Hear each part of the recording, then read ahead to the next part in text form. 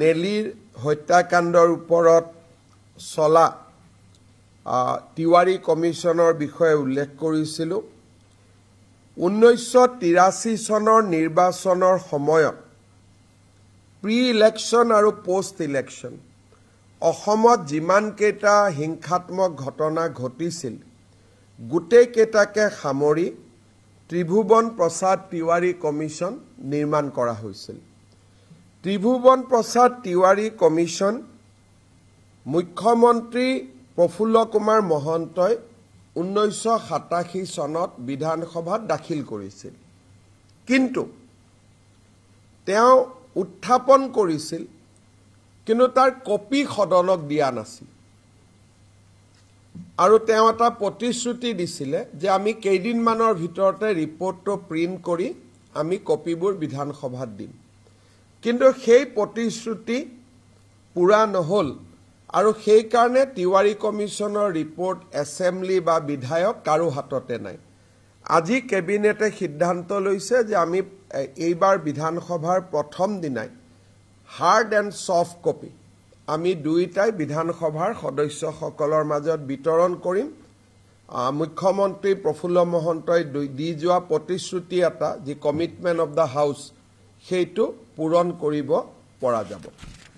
এই তিৱাৰী কমিশ্যনৰ ৰিপৰ্টত অসমৰ সেই সময়ত ঘটা গোটেইকেইটা ঘটনাৰ বিষয়ে উল্লেখ আছে। চিচিৰ বৰগাঁৱত আমাৰ ঘটনা হৈছিলে, চিলাপথাৰত, বকোত নগৰবেৰাত ঘটনা হৈছিলে, নেলিত ঘটনা হৈছিলে, গহপুৰত ঘটনা হৈছিলে। প্ৰায় 20টা ডাঙৰ ঘটনা সেই সময়ত সংঘটিত হৈছিলে।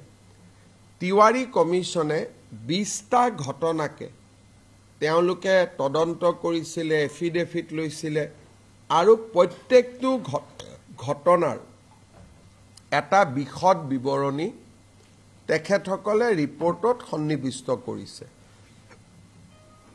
নেলিৰ ওপৰতো কৰিছে আৰু নেলিৰ ৰিপৰ্টটো পঢ়িলে আমি বুজি পাম যে নেলিৰ ঘটনা হোৱাৰ কাৰণ কি আছিল। প্ৰথমটো ডাঙৰ কাৰণ তেওঁ লিখিছে যে অসমত কিয় অসমীয়া মানুহ উত্তেজিত হৈছিল, অসমীয়া মানুহে কিয় অশান্ত হৈ আছে, অসমীয়া মানুহে কিয় আন্দোলন কৰিবলগীয়া হ'ল। তাত ডেমোগ্ৰাফিৰ বিষয়ে তেওঁ লিখিছে, বিদেশীৰ বিষয়ে লিখিছে, কেনেকৈ অসমীয়া লোকৰ খেতিৰ মাটি ক্ৰমাগতভাৱে নোহোৱা হৈ গৈছে।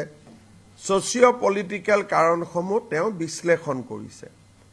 আছুৰ আন্দোলনৰ প্ৰভাৱো তেওঁ বিশ্লেষণ কৰিছে আৰু সেই সময়ত হোৱা প্ৰত্যেকটো ঘটনাৰ তেওঁ বিশ্লেষণ কৰিছে। নেলিৰ ঘটনাটো আমি যদি চাওঁ, মানুহে ভাবে যে সংখ্যালঘু লোকক জনজাতীয় লোকসকলে আক্ৰমণ কৰিছিল, কিন্তু এই ঘটনাত তেওঁ বেকগ্ৰাউণ্ডলৈকে গৈছে আৰু 7-10 দিন আগৰ পৰাই চলি থকা ঘটনাৰাজিৰ ক্লাইমেক্সহে আছিলে নেলিৰ ঘটনা। এই বিষয়ে তেওঁ উল্লেখ কৰিছে আৰু প্ৰত্যেকটো ঘটনাই উল্লেখ কৰিছে। নেলি, গহপুৰ, আমাৰ বকো, ক'ত পুলিচ যাব পৰা নাছিল, ক'ত OCয়ে নোৱাৰিলে, ক'ত ইনফৰমেশ্যন নাছিলে, ক'ত দলং ভাঙি দিয়াৰ কাৰণে নহ'ল। ই এটা 4 মাহৰ এখন জীৱন্ত বুৰঞ্জী, যদিও ইয়াৰ সাক্ষীত আন্দোলনকাৰীসকলে অংশ লোৱা নাছিল। ইয়াত এটা ৰাইডাৰ আছে। ডাঙৰ কথাটো হ'ল যে এই কমিশ্যনখনত মেক্সিমাম সাক্ষী চৰকাৰী সাক্ষী আছিল। আছু বা গণসংগ্ৰাম পৰিষদে তাত সহযোগিতা কৰা নাছিল। গতিকে বহুত ক্ষেত্ৰত ৰিপৰ্টটো ওৱান ছাইডেড যেনো লাগে, বাট ই অসমৰ বুৰঞ্জীৰ এটা অংগ। এই কিতাপখন বা ৰিপৰ্টটো পঢ়িলে অসম বুৰঞ্জীৰ এটা অধ্যায়ৰ ওপৰত আৰু বেছি অধ্যয়ন কৰাৰ ৰাস্তা ওলাব।